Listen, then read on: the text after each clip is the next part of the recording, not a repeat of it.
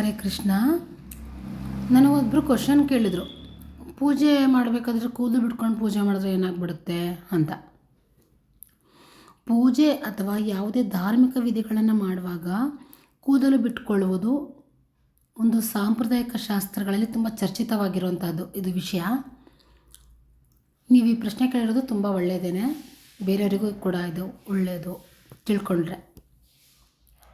ಶಾಸ್ತ್ರಗಳು ಮತ್ತು ಪುರಾಣಗಳ ಹಿನ್ನೆಲೆ ಪ್ರಕಾರನೇ ನಾನು ಹೇಳ್ತೀನಿ ಇಲ್ಲಿ ಮಾಹಿತಿನ.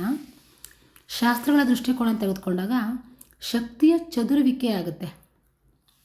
ಮನುಷ್ಯನ ದೇಹದಲ್ಲಿ ಕೂದಲು ಶಕ್ತಿಯನ್ನು ಹೀರಿಕೊಳ್ಳುವ ಅಥವಾ ಹೊರಹಾಕುವ ವಾಹಕಗಳಂತೆ ಕೆಲಸ ಮಾಡ್ತವೆ.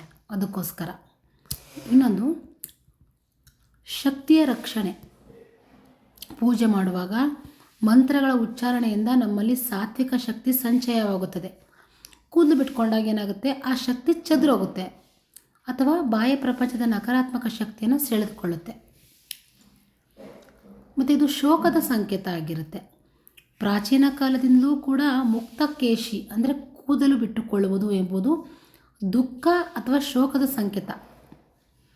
ಮಂಗಳ ಕಾರ್ಯಗಳಲ್ಲಿ, ದೇವರ ಆರಾಧನೆಯಲ್ಲಿ ಕೂದಲು ಕಟ್ಟಿಕೊಳ್ಳುವುದು ಶಿಸ್ತು ಮತ್ತು ಮಂಗಳದ ಪ್ರತೀಕ. ಇದನ್ನು ಶಿವಪುರಾಣ ಮತ್ತು ದೇವಿ ಪುರಾಣಗಳ ಹಿನ್ನೆಲೆಯಲ್ಲಿ ನಾವು ನೋಡೋಣ. ಪುರಾಣಗಳ ಹಿನ್ನೆಲೆಯಲ್ಲಿ ದೇವತೆಗಳು ಉಗ್ರ ರೂಪಗಳನ್ನು ವರ್ಣಿಸುವಾಗ ಮಾತ್ರ ಮುಕ್ತಕೇಶಿ ಎಂಬ ಪದನ ಬಳಸ್ತಾರೆ. ಉದಾಹರಣೆ ಕಾಳಿ, ಭೈರವ ರೂಪ. ಇದು ಸಮರ್ಪಣಾ ಭಾವ. ಪೂಜೆ ಅಂದರೆ ಅದು ಶಿಸ್ತುಬದ್ಧವಾಗಿ ಸಮರ್ಪಣೆಯಾಗಿರಬೇಕು. ಕೂದಲನ್ನು ಅಚ್ಚುಕಟ್ಟಾಗಿ ಕಟ್ಕೊಂಡು ಮನಸ್ಸಿನ ಏಕಾಗ್ರತೆ ಮತ್ತು ವಿನಯವನ್ನು ಸೂಚಿಸುತ್ತೆ. ಅಶುದ್ಧತೆ ಆಗಿರುತ್ತೆ ಕೂದಲು ಬಿಟ್ಕೊಳ್ಳೋದ್ರಿಂದ. ಪೂಜೆಯ ಸಮಯದಲ್ಲಿ ಕೂದಲು ಉದುರೋದು, ಅರಿವಿಲ್ಲದೆ ದೇವರಿಗೆ ಅರ್ಪಿಸುವ ವಸ್ತುಗಳ ಮೇಲೆ ಹೂವು, ನೈವೇದ್ಯ ಇದ್ರ ಮೇಲೆ ಕೂದಲು ಬೀಳೋದು ಅಪಚಾರ ಅಂತ ಹೇಳ್ತಾರೆ. ಇದನ್ನು ಕಡ್ಡಾಯವಾಗಿ ತಡಿಬೇಕು ಅಂದರೆ ಕೂದಲನ್ನು ಕೂಡ ಕಡ್ಡಾಯವಾಗಿ ಕಟ್ಟಬೇಕಾಗುತ್ತೆ. ಇದನ್ನು ಆಧ್ಯಾತ್ಮಿಕ ಮತ್ತು ವೈಜ್ಞಾನಿಕ ದೃಷ್ಟಿಕೋನವನ್ನು ನೋಡಿದಾಗ ಚಕ್ರಗಳ ಜಾಗೃತಿ. ನಮ್ಮ ತಲೆ ಮೇಲ್ಭಾಗದಲ್ಲಿ ಸಹಸ್ರಾರ ಚಕ್ರ ಇರುತ್ತಲ್ವಾ, ಪೂಜೆ ಮಾಡುವಾಗ ಆ ಸಹಸ್ರಾರ ಚಕ್ರದ ಮೂಲಕ ಆಧ್ಯಾತ್ಮಿಕ ಶಕ್ತಿ ಬರ್ತಾ ಇರುತ್ತೆ, ಮನುಷ್ಯನಿಗೆ ಹೀರ್ಕೊಳ್ತಾ ಇರುತ್ತೆ. ನಾವು ಅದಕ್ಕೋಸ್ಕರನೇ ಕೂದಲನ್ನು ಕಟ್ಟಿ ಜಟೆಯಂಗೆ ಗಂಟೆಯಂತೆ ಕಟ್ಟಿ ಆ ಶಕ್ತಿಯನ್ನು ದೇಹದೊಳಗೆ ಉಳಿಸಿಕೊಳ್ಳಲು ಸಹಾಯ ಮಾಡುತ್ತೆ. ನಮ್ಮ ದೇಹದಲ್ಲಿರುವಂತಹ ಶಕ್ತಿ ಹೊರಗಡೆ ಹೋಗದೇ ಇರೋ ಥರನೂ ಕೂಡ ಇದು ಸಹಾಯ ಮಾಡುತ್ತೆ. ಮತ್ತು ಮನಸ್ಸಿನ ಹತೋಟಿ. ಕೂದಲು ಮುಖದ ಮೇಲೆ ಬೀಳುತ್ತೆ. ಧ್ಯಾನ ಮಾಡುವಾಗ, ಜಪ ಮಾಡುವಾಗ ಪದೇ ಪದೇ ಕಿರಿಕಿರಿ ಉಂಟಾಗಬಹುದು. ಅದಕ್ಕೆ ಭಂಗ ಆಗುತ್ತೆ ಪೂಜೆಗೆ.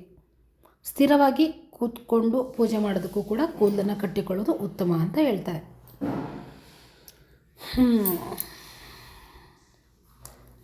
ಶಿವನು ಜಟಾಧಾರಿ, ಗಂಗೆಯನ್ನು ಶಿರದಲ್ಲಿ ಬಂಧಿಸಿದವನು. ಅಂದರೆ ಗಂಗೆ ಅಂದರೆ ಒಂದು ಶಕ್ತಿಯನ್ನು ಬಂಧಿಸೋದು ಅಂತ ಅರ್ಥ. ಶಕ್ತಿಯನ್ನು ಬಂಧಿಸುವುದು ಶಿವನ ಗುಣವಾದರೆ ಭಕ್ತಿಯನ್ನು ಶಿಸ್ತಿನಿಂದ ಅರ್ಪಿಸುವುದು ಭಕ್ತನ ಗುಣ. ಪೂಜೆ ಮಾಡುವಾಗ ಕೂದಲು ಬಿಡುವುದು ಶಕ್ತಿಯ ವ್ಯಯಕ್ಕೆ ಕಾರಣ ಆಗ್ತದೆ. ಶಿಸ್ತಿನ ಪೂಜೆಯೇ ಶ್ರೇಷ್ಠ. ನನಗೆ ಗೊತ್ತಿರೋಷ್ಟು ನನ್ನ ಮಾಹಿತಿಯನ್ನು ಪುರಾಣಗಳಿಂದ ತೆಗೆದುಕೊಂಡು ನಿಮ್ಮ ಹತ್ರ ಹೇಳಿದ್ದೀನಿ. ಇನ್ನು ಕೂದಲು ಬಿಟ್ಕೊಂಡು ಪೂಜೆ ಮಾಡ್ತಿರೋ, ಕೂದಲು ಕಟ್ಕೊಂಡು ಪೂಜೆ ಮಾಡ್ತಿರೋ, ಅದು ನಿಮಗೆ ಬಿಟ್ಟಂತಹ ವಿಚಾರ. ಹರೇ ಕೃಷ್ಣ. ಶ್ರೀ ಕೃಷ್ಣಾರ್ಪಣಮಸ್ತು.